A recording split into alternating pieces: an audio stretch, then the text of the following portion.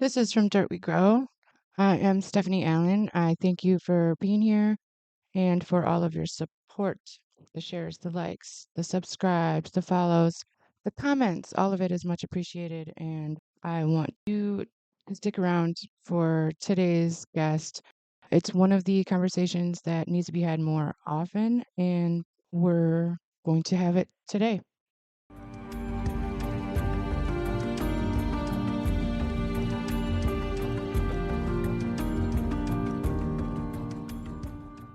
I'm excited to have you here on the show today. Thank you so much for being here, Miss Laura.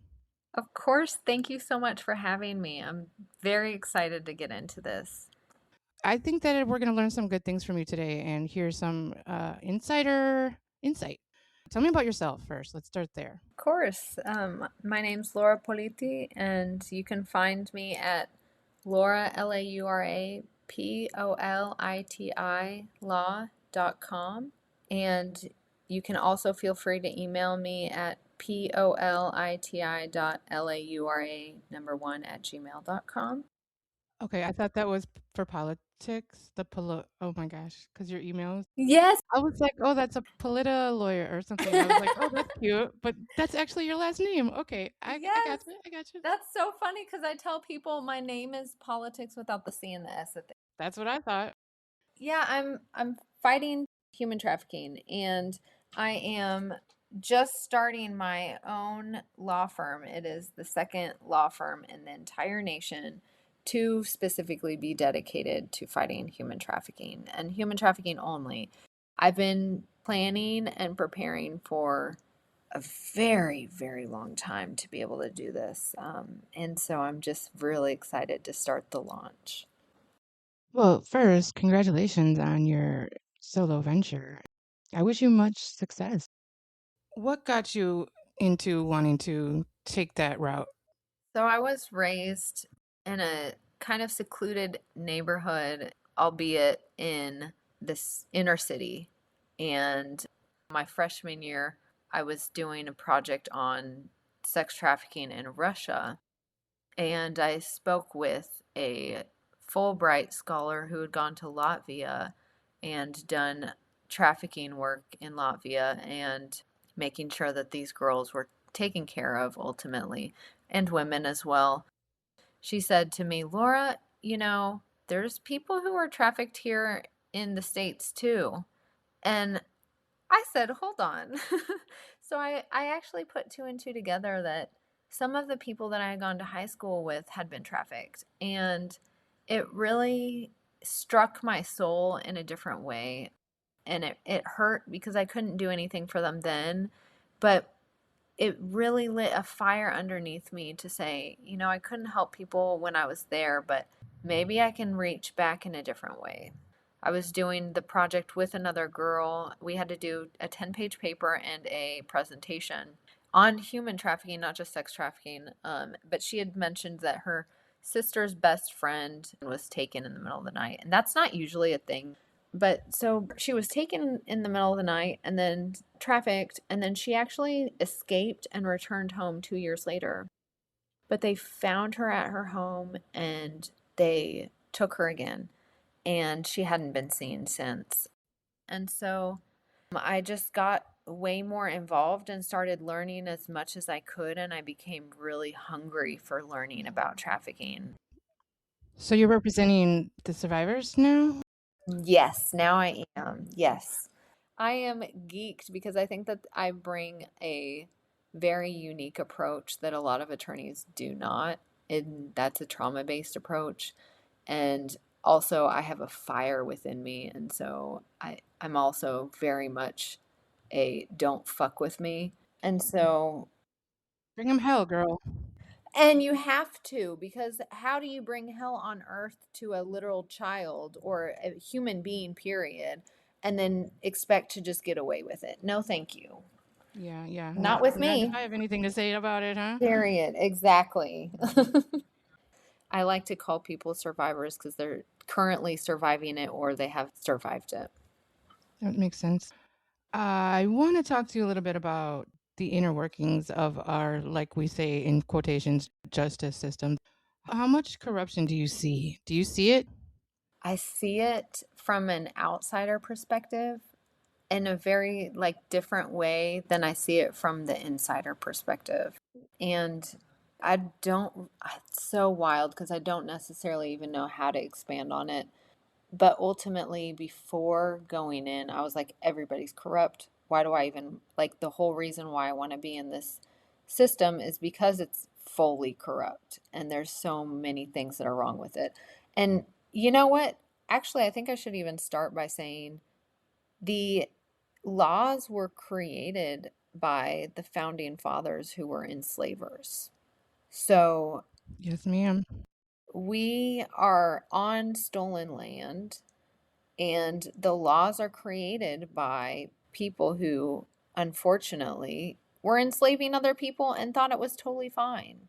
So we are living in a whole system that is created by traffickers, for people who, well, demons ultimately, not actually people, who think that it's okay to treat other people as objects, and as property.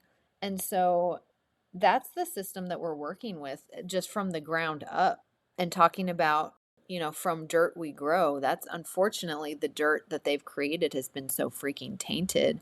That's exactly the dirt I'm talking about, girl. Mm, yes. And the change that I think that we can do is shifting into a matriarchy, because there's so much inherent change that needs to be done.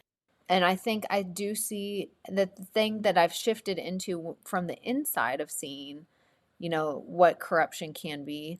I see it, I've experienced some of it, and at the same time, I think that it's crazy because there's so many people who have decent intentions from the inside, and those rotten apples that make it horrible for everybody else. And unfortunately, those rotten apples continue to be sustained because of the dirt that is letting them ultimately flourish. There's no checks and balances. As a neurodivergent myself, like, I see the neurotypical aspect of, okay, well, everybody just stay quiet. Like, you might have seen something, no you didn't. You might have heard something, no you didn't. Because they don't want to change. Changing the system means that they physically have to do something. And a lot of people they have no spine ultimately, or they have a little bit of a spine, but they don't have a big enough spine to actually be like, oh, I need to actually make some change. I need to actually do something about this. We see the problem, but we're just going to, be ostriches so the next generation can be messed up.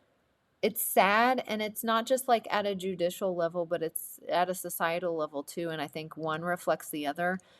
It's interlinked. Like every this system, do you see the two justice systems in America? Oh my gosh, yes, that.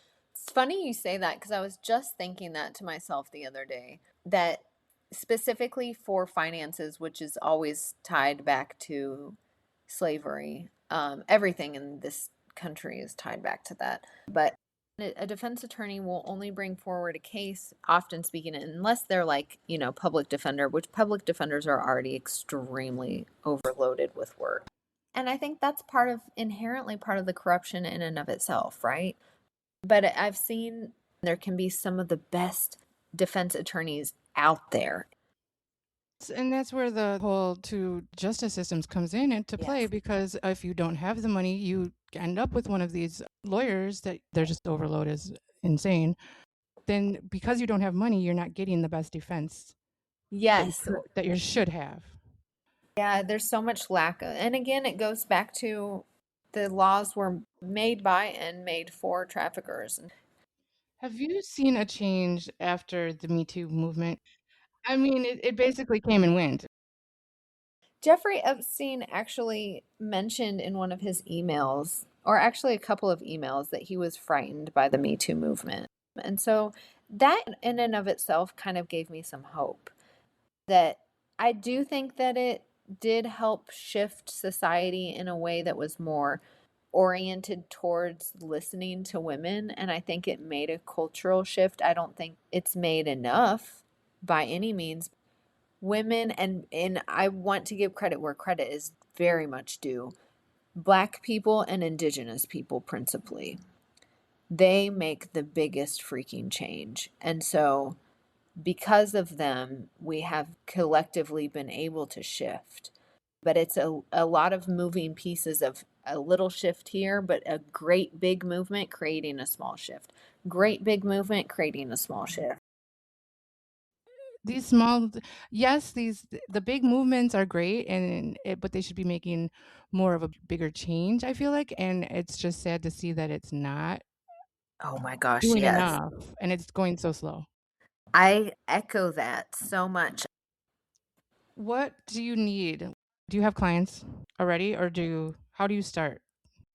I'm asking myself the same question. All right. All right, as you go.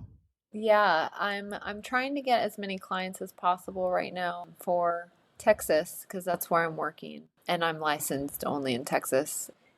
That's kind of where I'm at with it is that I'm willing to just partner with other attorneys and make sure that they are compensated generously as well, but my whole goal and focus is not to focus on the money. I don't care about the money. I want justice for the survivors.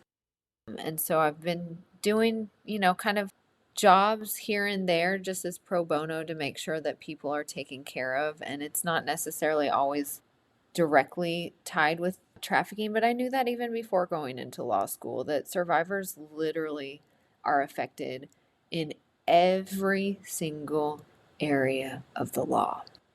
And so while I might not be the most knowledgeable in some things, which I let them know about beforehand, but just making sure that I'm well equipped with giving some sort of decent answer before I actually respond and make sure that they're in decent hands.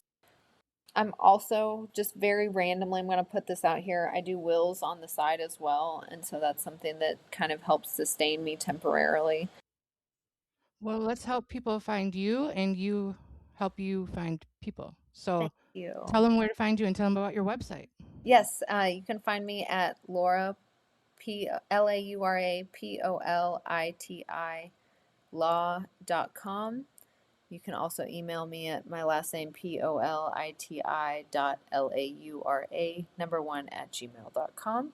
And I don't have anything on my website yet about wills. At some point, I might put it on there.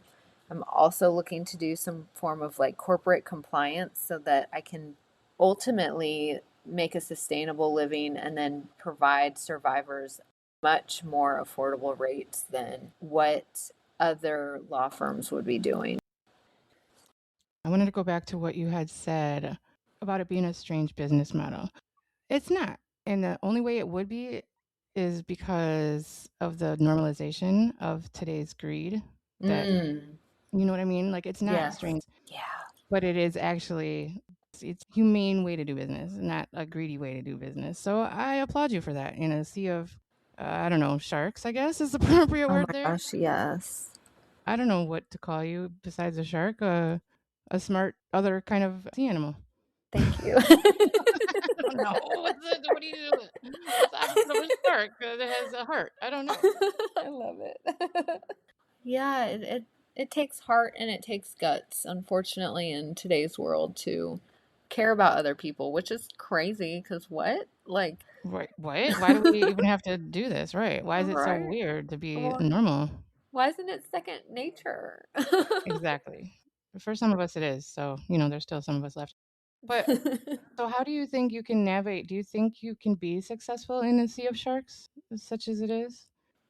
San Antonio knows they've tried, but they won't win. They can't hold me down. And they tried it. They were very unethical and I have a lawsuit that I could bring against them if I wanted to. But I don't want to focus on the past. I want to actually move forward and be prosperous and focus on my success, and my success is my greatest freaking revenge. Yes. At the same time, I just say like watch me. What can people look out for? What does the community need to know? What do you want to leave people with? Traffickers exploit vulnerabilities, whatever that may be to somebody, right? You might need love. You might need a roof. You might need food.